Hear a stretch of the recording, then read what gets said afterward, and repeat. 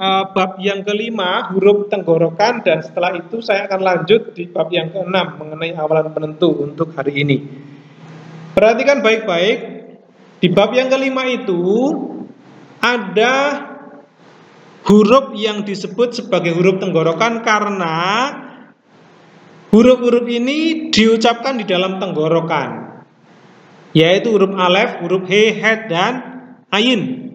Nah, kalau saudara mengucapkan 4 huruf ini, maka seolah-olah ucapannya itu ada di tenggorokan, maka disebut huruf tenggorokan atau huruf guttural, ya, huruf guttural. Nah, tapi selain 4 huruf ini, rupa-rupanya res, meskipun tidak diucapkan dalam tenggorokan, tetapi diperlakukan sebagai huruf tenggorokan. Diperlakukan itu artinya apa? Artinya aturan-aturan yang diterapkan di dalam huruf tenggorokan ini itu juga diterapkan dalam huruf res. Ya, res bukan huruf tenggorokan, tapi aturannya mengikuti huruf tenggorokan. Jelas ya? Jadi kalau saya sering bilang huruf tenggorokan itu huruf manja. Seringkali saya bilang begitu. Kenapa manja? Karena dia perlu perlakuan khusus. Yang lain diperlakukan biasa-biasa saja. Yang 4 huruf atau 5 huruf ini perlu perlakuan khusus. Perlakuan yang seperti apa? Yang pertama, huruf manja ini dia tidak mau didua kalikan. Nah, itu kemanjaan yang pertama itu ya. Dia tidak bisa menerima dages apa? Dages forte. Jadi tidak bisa huruf alef di titik itu nggak bisa. Nah, huruf ayin juga nggak bisa, huruf ket juga nggak bisa, huruf res juga nggak bisa. Tapi di huruf he kita ingat kemarin ada huruf he yang ada titiknya. Tapi ini bukan dages forte, ini apa namanya? Masih ingat? Huruf he yang ada titiknya itu disebut sebagai titik apa di sana? Tanda lain? Masih ingat, saudara-saudara?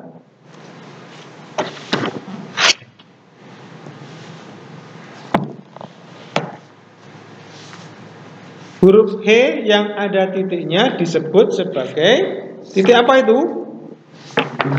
Apa? Mapik, betul sekali.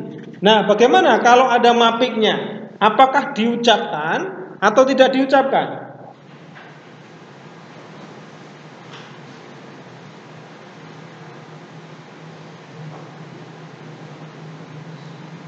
Kalau ada tanda titiknya, seolah-olah huruf hanya itu dibaca di akhir tenggorokan. Contoh, tanah. Ada hanya ya. Tanah. Mudah. Ada hanya. Tapi kalau mudah, nah ini nggak ada hanya. Ya. Jadi kalau saudara bilang mudah, saya mendapatkan gadis mudah. Wah, berarti mendapatkannya mudah ya. Wah, tapi kalau gadis muda, wah itu berarti sebagai istri gitu. Jadi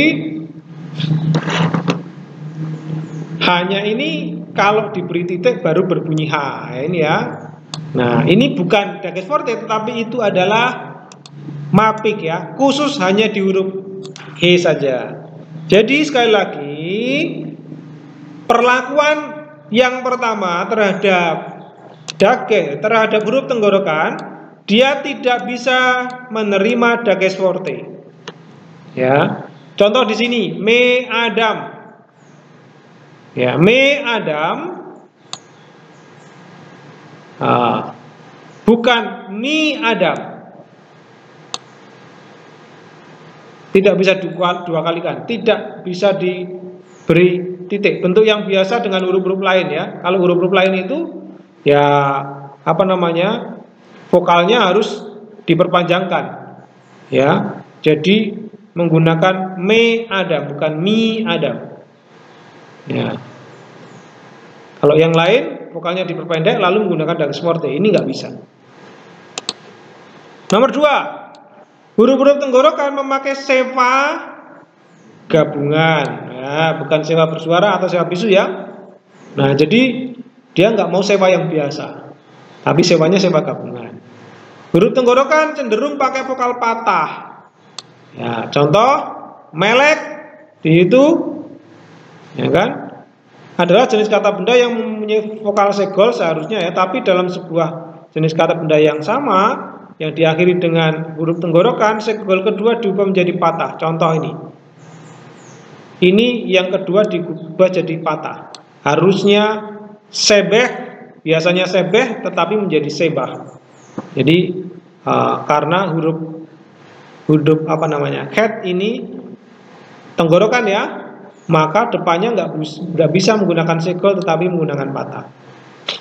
Jadi dia cenderung vokal patah. Cenderung itu berarti biasanya menggunakan vokal patah. Nah, apabila salah satu huruf tenggorokan mengakhiri sebuah kata, nah ini yang paling penting. Vokal sebelumnya ditekan. Sebuah patah ditambah di bawah huruf tenggorokan akhir. Jadi patah ini disebut furtif patah. Furtif patah itu diucapkan sebelum huruf tenggorokan. Kemarin kita membaca kata ruah dengan patah di depan ya. Ini ya. Kalau kita baca secara biasa, ini akan kita baca apa? Ruka. Ruka, ya. Kita akan baca ruka. Ini ru dan ini ka. Tapi yang ini perhatikan semua, ini disebut sebagai furtif patah. Yang artinya dia harus diucapkan terlebih dahulu, bukan ruka tapi ruah. Ya. Bukan ruka tapi ruah. Jadi kalau ada patah sebelum huruf tenggorokan, maka patahnya yang diucapkan dulu. Ruah, ya. Ruah itu roh ya, atau angin ya. Jadi bukan ruh atau ruah, ruha, tapi ruah. Oke. Jadi itu huruf guttural. Huruf guttural adalah huruf manja, punya 4 perlakuan khusus. Yang pertama, dia tidak punya dages forte. 2, dia tidak mau sewa biasa, sewanya harus gabungan. Apa saja sewa gabungan itu? Masih ingat? Namanya atep patah, atep segol, ya kan? Seperti ini ya. Lalu atep games. Ini namanya sewa gabungan. Jadi vokal-vokal ini, konsonan ini, huruf tenggorokan ini biasanya menggunakan sewa yang ini, sewa yang gabungan ini. Kalau pakai sewa biasanya sewa gabungan. Nah, begitu. Oke.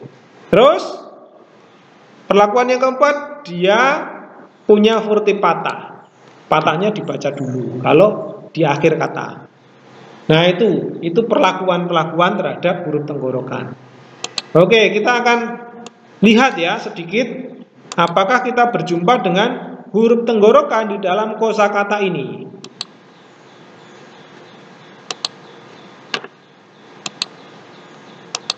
Nah, di sini dibaca apa? Al. Oke. Nah, ini adalah huruf ain. Tenggorokan atau bukan? Iya. Huruf tenggorokan ya. Ya, cenderung menggunakan apa? Vokal patah. Nah, vokal patah. Oke. Ini dibaca apa? Amar.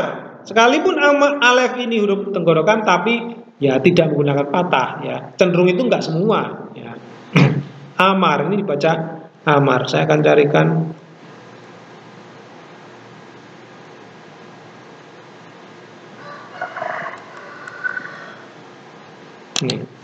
Ini dibaca apa?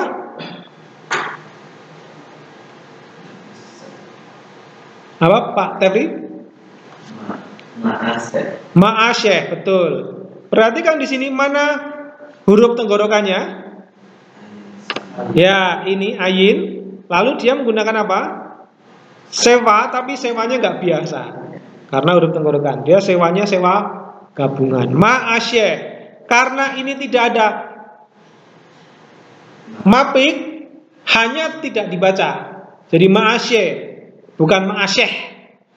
Ya, tapi ma'asyeh. Begitu ya. Kecuali kalau ada mapiknya, jadi dia akan dibaca ma'asyeh. Gitu ya. Oke.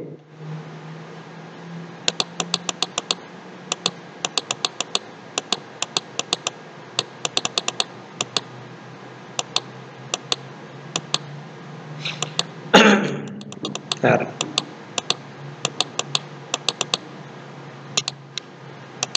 Ini dibaca apa? Akhir. Oke, ada huruf katralnya menggunakan patah, lalu akhir di sini ya. Oke. Nah, di sini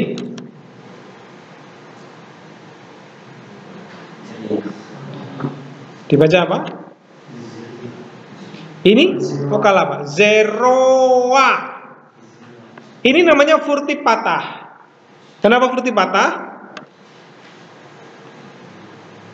Karena ini patah di bawah huruf ayin. Ayin tenggorokan bukan? Ngeceknya itu bunyinya pakai tenggorokan atau tidak? Ain. Ya, ain. Jadi tenggorokan ya. Jadi tidak dibaca a begitu ya. Tapi yeroa. Ini terakhir yeroa. Ya, seperti itu ya. Ini huruf terakhir. Jadi ini dibaca dulu. Yeroa. Seperti itu. Oke.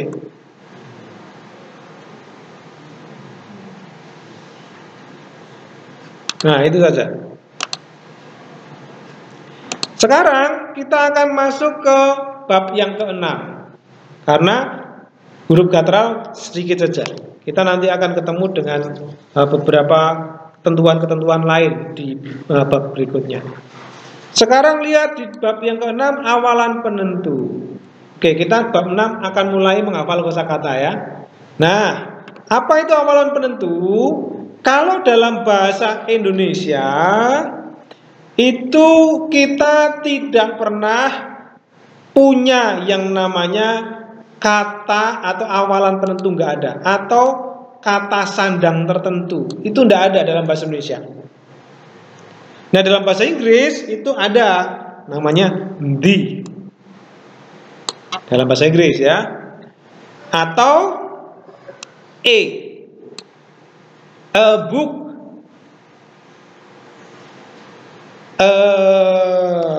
apa namanya,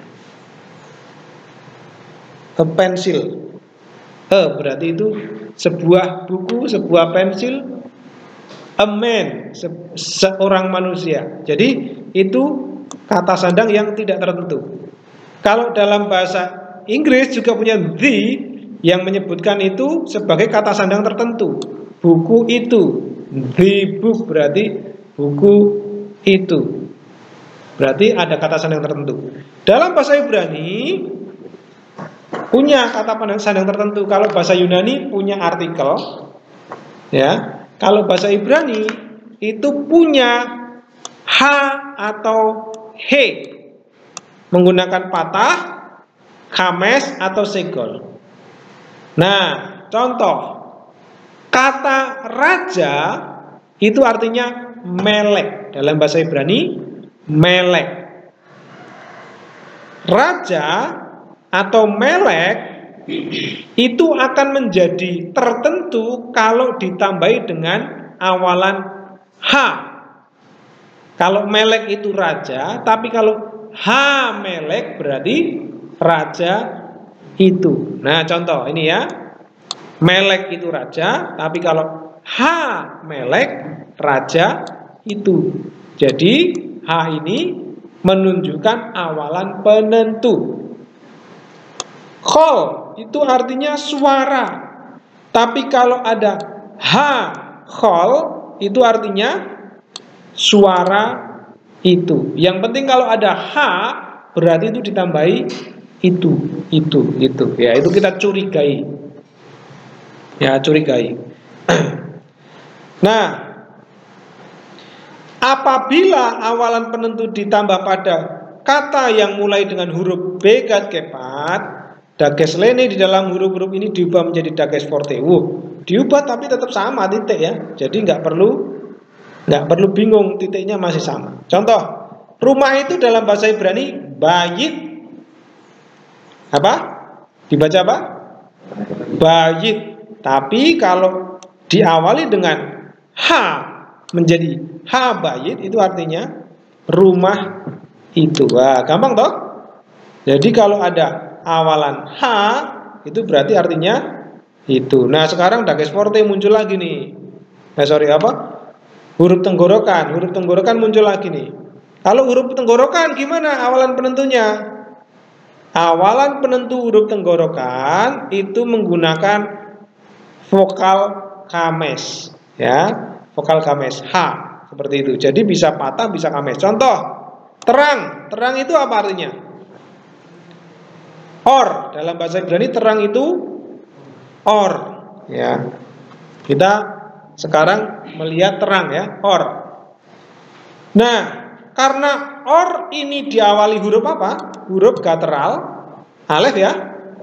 Maka awalan penentunya itu menggunakan vokal kames. Lihat di sini semua. Lihat di sini semua. Biar saya tahu, saya tunjuk ini, saudara tahu. Lihat ke depan, ya. Oke, ini menggunakan kames ini, ya. Kalau tadi menggunakan apa? Yang biasa itu menggunakan apa? Patah. Ini yang awal-awal tadi. Lihat.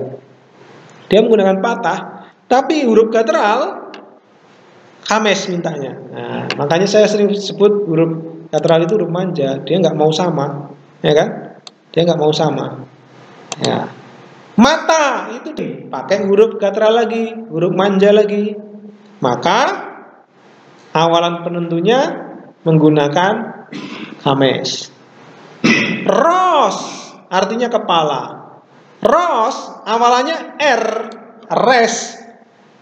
Memang bukan huruf guttural, tapi perlakuannya seperti huruf guttural. Sama juga manja, ya. Makanya pakai kames. Oke, itu huruf manja, huruf tenggorokan. Nah,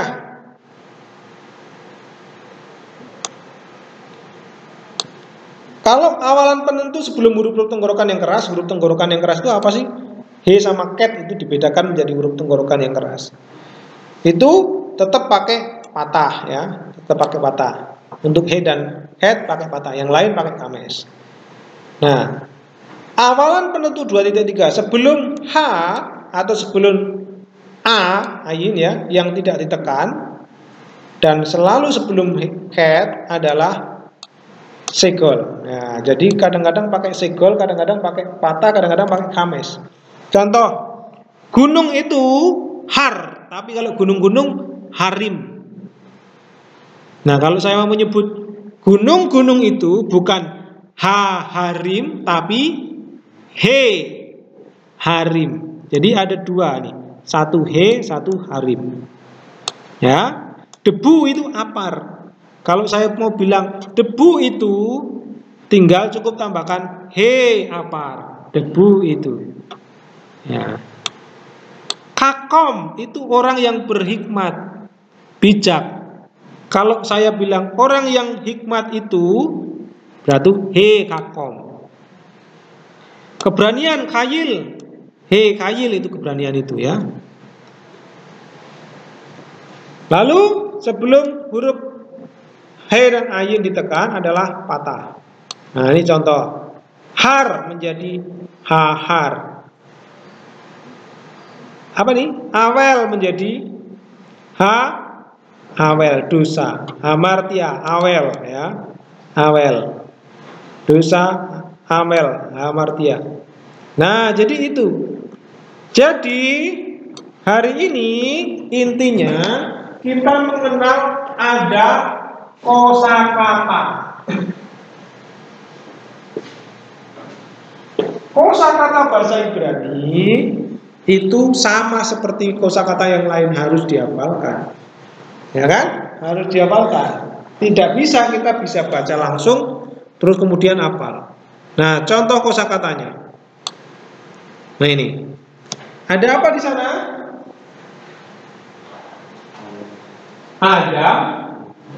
Ada ma, terus apa? Apa itu? Or, ayo dibaca semua.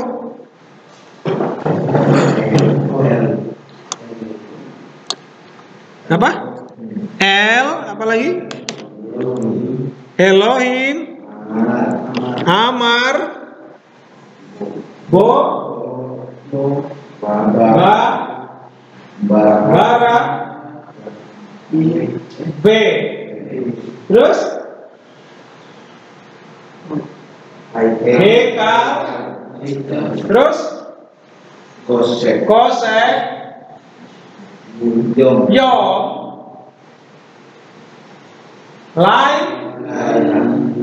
Lailah atau Layelah. Layelah. Kenapa Layelah?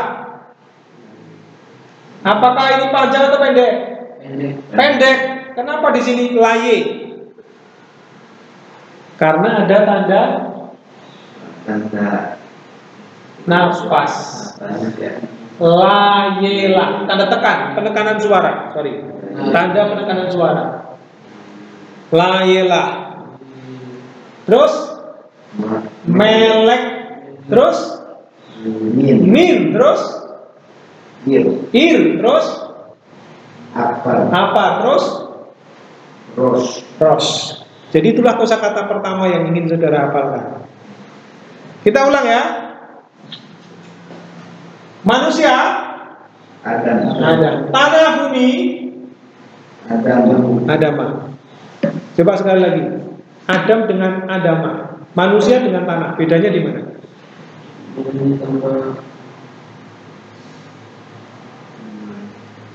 Cuma beda apa? Saja ya. Adam itu manusia, kalau tanah itu Adam. Itulah asal usul manusia. Tanah itu asal usul manusia, ya kan? Maka dalam bahasa Ibrani mirip. Adam, Adama. Adam min Adama. Manusia dari tanah, ya kan? Tapi kalau dalam bahasa Indonesia sudah beda suara ya. Manusia, tanah, sudah lain suaranya, bunyinya lain. Kalau dalam bahasa Ibrani sama. Adam, Adama, ya. Adam, Adama, mirip ya. Perang, or, kepada, El, Allah, Elohim, berkata, Amar, masuk, Bo, dia telah datang, Ba, menciptakan, Bara, dan B, istana, Hekal, kegelapan, kegelapan, Kosek, hari, Yom, malam, Layelah, raja, Melek, dari, min, kota, debu, apa, kepala, ros. Oke. Nah, itu kosakata yang akan kita hafalkan. Nah, kosakata ini terdiri dari berapa jenis? Lihat, ada yang KB, ada yang KK, ada yang prep. Apa itu artinya KB? Kata benda, kata kerja. Prep, preposisi atau kata depan. Lalu ada apa itu? Konjungsi. Konjungsi itu kata penghubung, ya, kata penghubung. Ya, jadi ada 4 jenis kata yang kita lihat dalam kosakata pertama. Nah, tetapi lebih penting dari itu, dari beberapa kosakata ini, rupa-rupanya kata benda itu diawali atau bisa digabung dengan awalan penentu. AP, saya singkat AP. Apa awalan penentunya? Bisa ditulis dengan patah, H, bisa ditulis dengan khames, bisa ditulis dengan segel. Apa artinya? Itu. Ya. Contoh. H ada atau menggunakan yang kedua. H ada. Patah atau kames? Ha Adam. Kames, karena ini huruf gatra ya. Huruf gatra ini nggak mau yang biasa, maunya yang maunya yang seperti ini. Ha ada. Oke. Lalu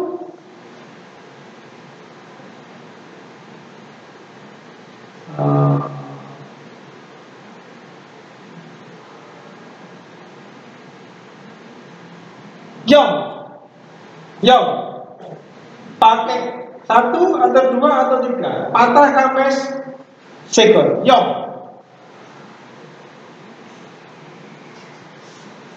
itu bukan gatra ya, jadi pakai yang biasa. Hayom artinya apa? Hari itu.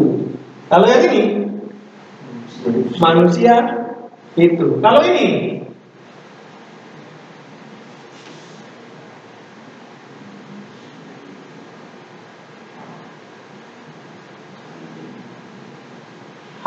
Adamah, apa artinya? Tanah itu. Gitu ya. Kalau ir, yang mana ir? Pakai ha yang mana? Patah, kames atau segor? Ir. Yang ini.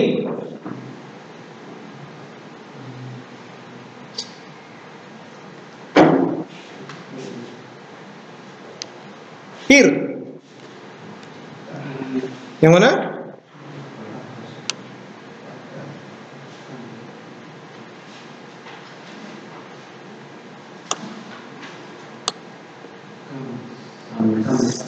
Kames. Kenapa? Karena tenggorokan ya. Jadi ir seperti ini. Tidak mau yang biasa. Apa? Pakai yang mana? Kames atau segol?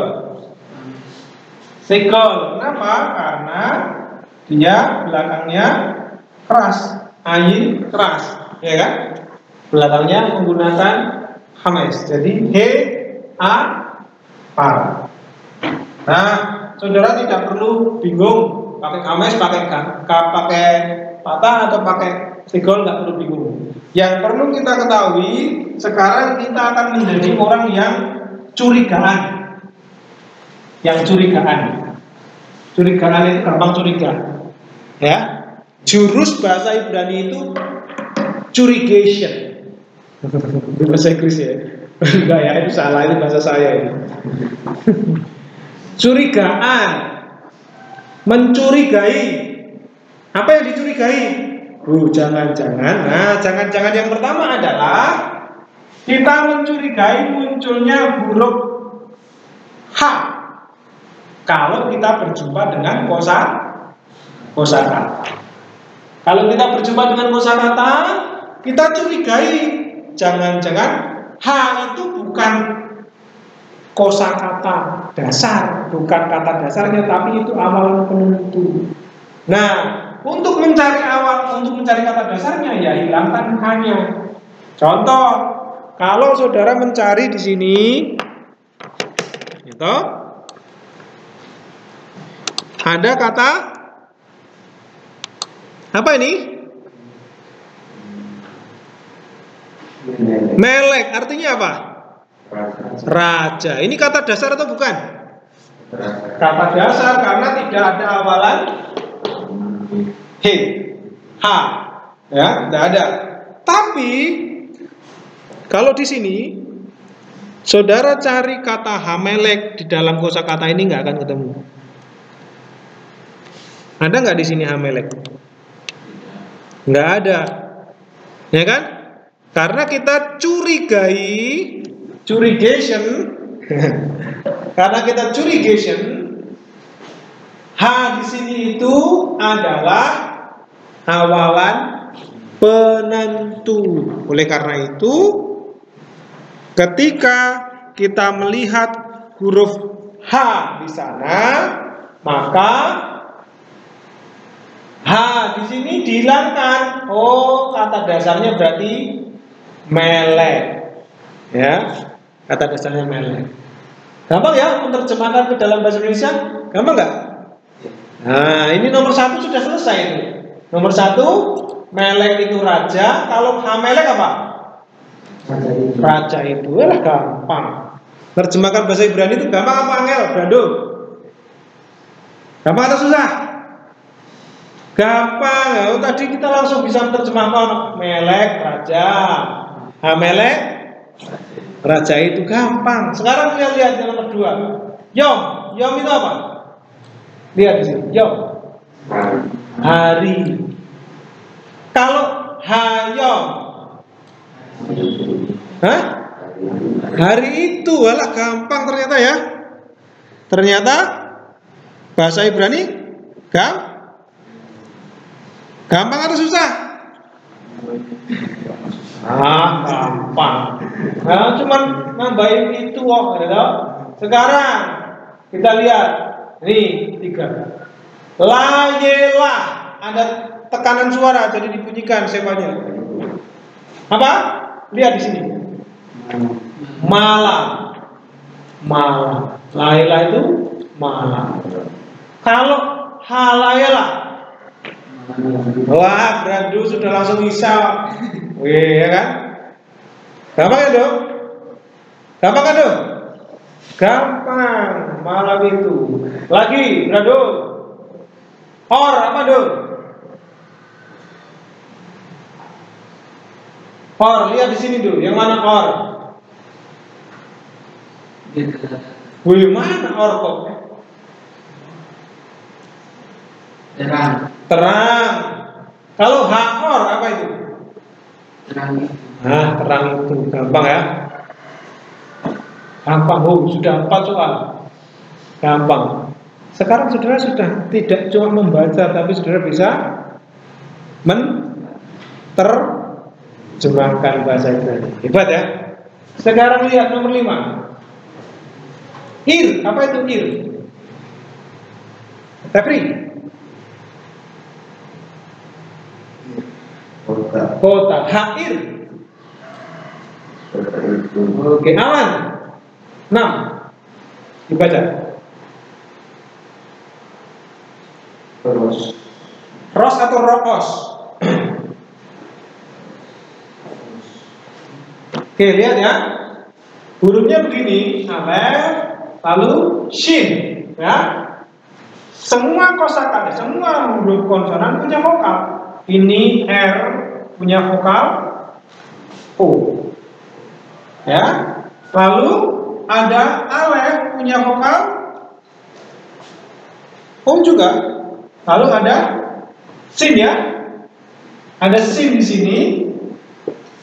Kita baca apa? Ros atau roos? Roos, ya, bukan ros. Kalau ros itu nggak ada ininya. Nah, ini baru dibaca ros. Sama seperti kita membaca saat. Saat itu kalau kita bacanya nggak putus ya saat. Saat malam hari saya makan. Harusnya saat ya, bukan saat. Ros apa ros? Hah? Kepala ya. Kalau haros, kepala itu gampang itu. Sekarang 7, Pak Justus. Osek. Apa osek? Kegelapan. Hakosek. Kegelapan itu. Sekarang ini hekal. Curigai hekal. Awalannya he. Apakah itu awalan penentu? Apakah hekal itu awalan penentu? Ini sekalipun menggunakan huruf he, tapi bukan awalan penentu karena ini kata dasar. Artinya istana atau baik. Kalau ditambahi he, h awalan itu jadinya h heka. H Heka. Artinya apa? Hah? Istana itu atau bait suci. Masih 9. Yuk, apa nih? Dibaca sama-sama. Apa? Artinya debu. Terus apa? He apar. He apar artinya debu itu. Oke. Terus hayom. Apa nih?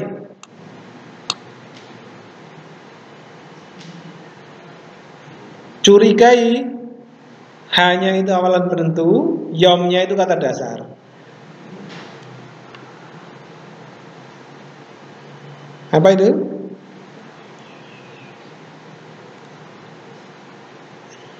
Coba semua perhatikan ke depan. Apakah ada hayom di sini?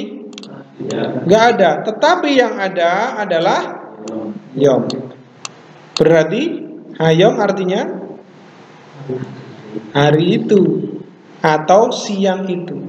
Sekarang di sini perhatikan baik-baik. Kata ini diawali dengan apa nih? W halayalah. Coba cari di kosakata. Ada nggak W halayalah? Yang ada apa? Layalah saja. Layalah saja. Hanya ini apa? Awalan penentu. W ini apa? Nah, kalau digabung jadinya apa? Dan layalah apa? Lihat. Dan malam itu. Wah, ternyata ada 3 ya. Satu kata ternyata ada 3 kata di dalam bahasa Indonesia. Dan malam itu. Nah, ini susahnya. Ini repotnya atau susahnya, sedikit susahnya bahasa Ibrani itu sering menggabungkan beberapa unsur kata. Konjungsi, awalan penentu, kata dasar digabung, ditempelkan. Kalau bahasa Indonesia kan dipisah. Dan dipisah ya. Malam dipisah lagi. Itu kan tidak begini. Dan malam itu. Ya kan?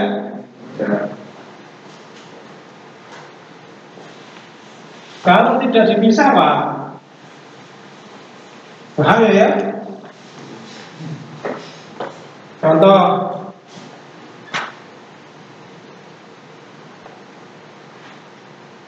nah, apa ini artinya?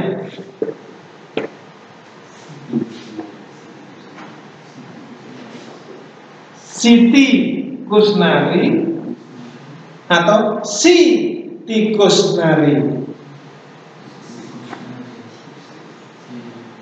Bingung ya? Karena nggak dipisah. Ini bisa Siti Kusnari, bisa si tikus nari. Ya kan? Nah, bahasa Ibrani itu sama, digabung. Di situ ya, harusnya kan B sendiri ya. Lalu H, ya kan? Lalu la, y, la. Harusnya kan seperti ini. Tapi bahasa Ibrani itu tidak memisah-misahkan antara awalan penentu dan konjungsi. Maka kita harus apa? Curiga. Nah, itu jadi kuncinya curiga. Kalau tadi yang kita curigai adalah he, sekarang yang kita curigai apa? Wow. Jangan langsung mencari di kamus kosakata yang menggunakan huruf P, nggak akan ketemu sampai kapan. Di kamus cari huruf halailah nggak ada. Yang ada itu cuma Laila. Nah, itu caranya. Kuncinya adalah curigation. Itu bahasa saya ya. Curiga. 11. Curigai. Apa ini? Haor. Apa artinya?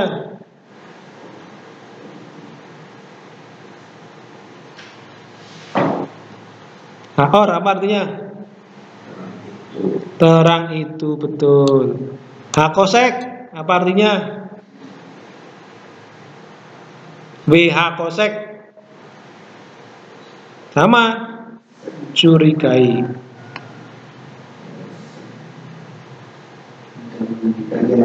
Ya, dan kegelapan itu. Mantap. Sudah bisa menerjemahkan. 1 bulan yang lalu saya tunjukkan ini ya. Betul nggak?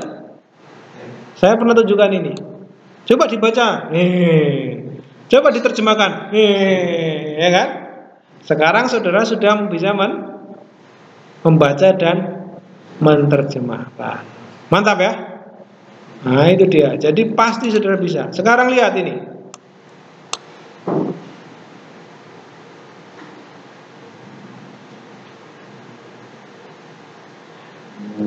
Apa? Melek apa?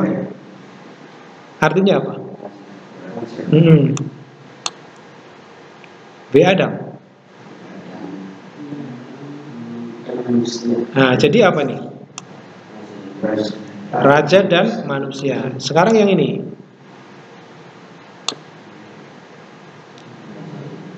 Raja itu dibaca dulu. Ya, dibaca dulu. WH Adam. Amelek WH Adam. Raja itu dan oke, 13.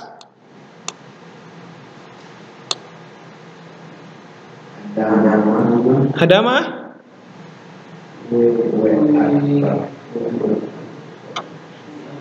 W apar. Oke, bagus. Artinya? Nah, ada itunya enggak? Nah, tidak ada. Tanah dan debu. Ada itunya enggak?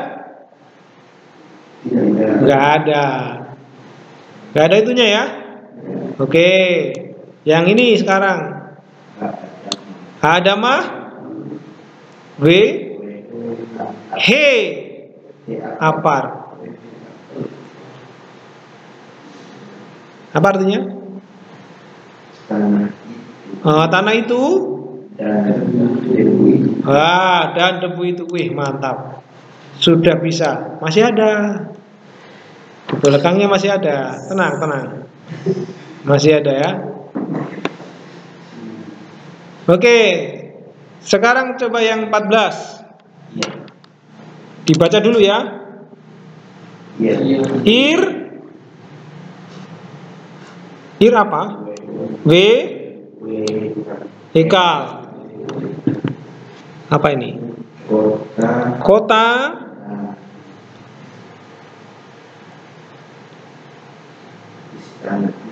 dan istana itu. Terus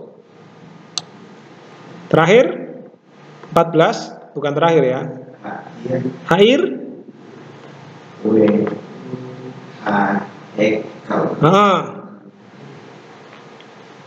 kota itu dan istana itu. Oke, kota itu dan istana itu. Nah, itu semua baru kata benda ya. Tadi itu baru kata benda, baru konjungsi dan baru amalan penentu saja, belum pakai kata kerja. Jadi belum kalimat tadi itu, baru frase. Nah, sekarang 15 dan seterusnya itu kalimat. Kalau sudah lihat di situ kalimat. Nah, cuma saya mau beritahu kalimat dalam bahasa Ibrani itu sedikit beda urutan dengan bahasa Indonesia. Ya, kalau bahasa Indonesia itu biasanya urutannya apa? Subjek, terus predikat, terus objek, terus baru keterangan. Ya.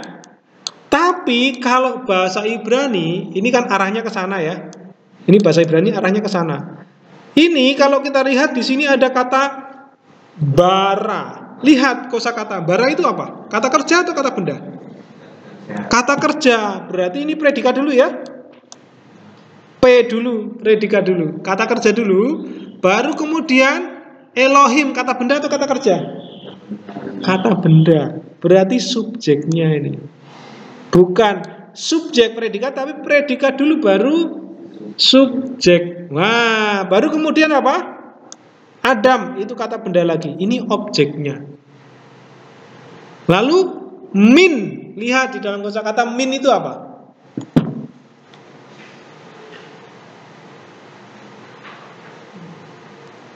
Ada ya? Dari, berarti itu keterangan asal. Ya toh? Asal, berarti ini keterangan. Ini urutannya. Ternyata dari predikat dulu, baru kemudian subjek, baru objek, baru keterangan. Terbalik ya. Beda dengan bahasa Indonesia, terbaliknya di sini. Nah, terus menerjemahkannya gimana? Ya kalau kita menerjemahkan ya kita urut seperti bahasa Indonesia. Ya kan? Contoh di sini bara itu menciptakan, betul ya? Elohim Allah, bukan menciptakan Allah tapi Allah menciptakan. Seperti ini ya. Allah menciptakan siapa? Manusia. Betul. Min dari Adamah tanah itu. Wah, itu. Jadi terjemahannya satu kalimat itu bagaimana? Allah menciptakan manusia dari tanah itu. Wah, itu dia. Jadi saudara sudah bisa menerjemahkan kalimat sekarang. Ingat, kalimat itu urutannya predikat dulu, kata kerja dulu. Itu kalimat biasa. Nah, sekarang cobalah nomor 16 dan seterusnya. Nomor 16. Dibaca dulu satu kalimat. Silahkan dibaca, lalu coba dicari artinya. Kalau sudah, angkat tangan. Saya sudah ketemu Pak semua. Nah, begitu ya.